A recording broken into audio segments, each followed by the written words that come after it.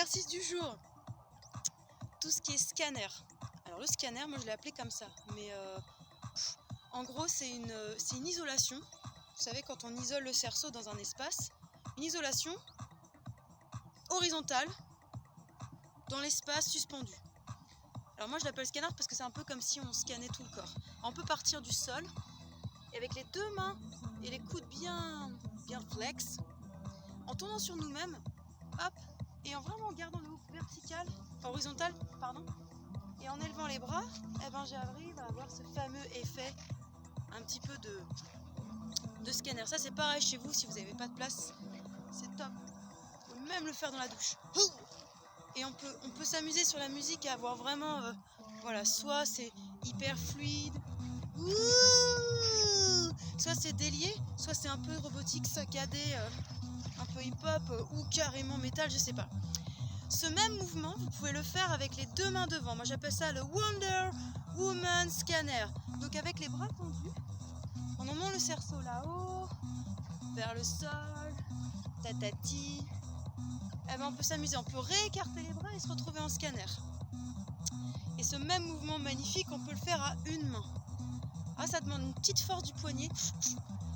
L'idée c'est de monter avec le coude vers l'extérieur, monter le hoop, une fois qu'il est là-haut, de donner une petite impulsion, hop, pour se retrouver en lasso, arrêter le cerceau, je suis dans le hoop, et de le descendre. Vous pouvez essayer peut-être la descente en premier, sans forcément aller trop haut, si vous voulez, et toujours en tournant. Vous savez, soyez le derviche tourneur de vos rêves, tout le temps, toujours. Pour vous permettre de... Parce que si je fais le mouvement sur place, je peux, hein, mais forcément je suis limitée. Je suis limitée parce que je peux pas faire un tour complet sur moi-même. Alors que si vous tournez, puis avec les petits genoux, toujours flex, ça permet de réveiller le petit ver de terre, le petit ressort qui est en vous. Sans le hoop, petits exercices, vous libérez un peu les bras et l'idée, avec le petit exercice que je vais vous faire faire, vous faites des petites ondulations comme ça sur vous-même. L'avantage d'être confiné, c'est qu'on peut faire un petit peu ce qu'on veut chez soi, en toute intimité, dans un sens et puis dans l'autre. Alors là, moi je le fais avec les doigts comme ça, mais vous pouvez le faire avec les doigts fermés. Hop, puis avec les coudes ouverts dans un premier temps et les coudes fermés. Ok, vous allez me dire, mais où elle veut en venir? J'y viens. Le trick que je voulais voir avec vous aujourd'hui, ça s'appelle Smear No Hand. En gros, l'idée c'est de faire la pièce de monnaie autour de vous, mais sans les mains. Voilà ce que ça donne en finalité. Donc en fait, vous commencez avec le hoop, comme ça, sur les poignets, devant vous, et puis vous allez amener le hoop derrière, donc sur le coude, et ensuite sur l'autre coude. Et ensuite l'amener sur le deuxième poignet, et je recommence depuis le début. Et l'idée c'est que si vous faites ça comme un robot, c'est pas très beau. Alors que si vous ondulez un maximum, eh ben le résultat il sera super beau. Alors l'idée c'est que vous pouvez le faire avec les mains. On l'a déjà fait ensemble à l'échauffement, c'est le smear avec les mains, ça donne ça, et puis sans les mains, eh ben ça donne une autre sensation. Puis vous pouvez faire, hop, des petits breaks pour aller dans l'autre sens. Et pour ceux qui me demandent comment on enchaîne ça, bah justement en agrippant le hoop à deux mains, on peut se faire un petit roulé de tonneau, petit tracing, ghosting, etc.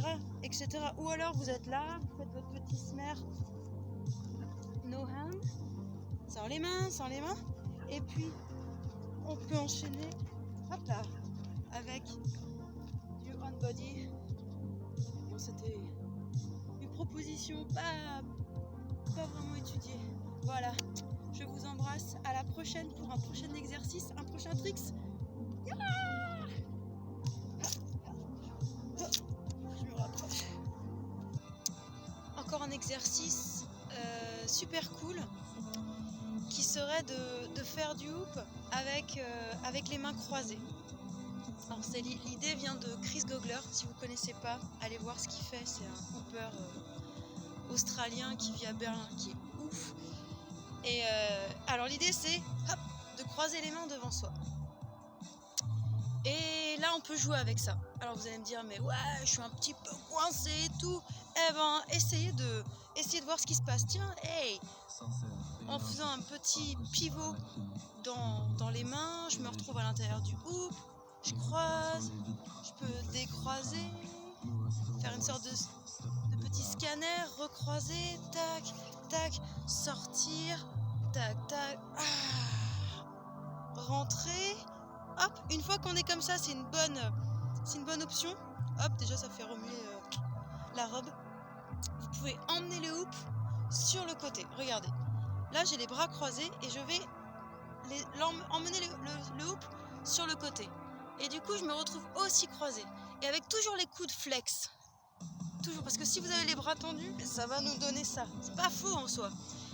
Mais en emmenant le hoop sur le côté, ça s'appelle criss-cross arm hooping, je crois, un truc comme ça. Et ben ça nous fait un magnifique super mouvement de ouf. Et je peux me retrouver dans le hoop, en dehors, je peux jouer avec ça, je peux faire une sorte de snare, rentrer, sortir, hop, essayez. Et si vous n'avez vraiment pas de place chez vous, même au plafond, c'est pas grave. Ces petits exercices là de rentrer, sortir, voir ce qui se passe avec cette contrainte des bras croisés et du nez qui gratte, et ben ça peut vous emmener vers des tricks assez intéressants. Donc là on peut faire beaucoup de folding. Folding c'est quand je plie le cerceau comme ça, hop, vers l'intérieur, vers l'extérieur. C'est comme si je tournais une page et que je l'ouvrais. Ça nous fait ces mouvements là, folding. Hop.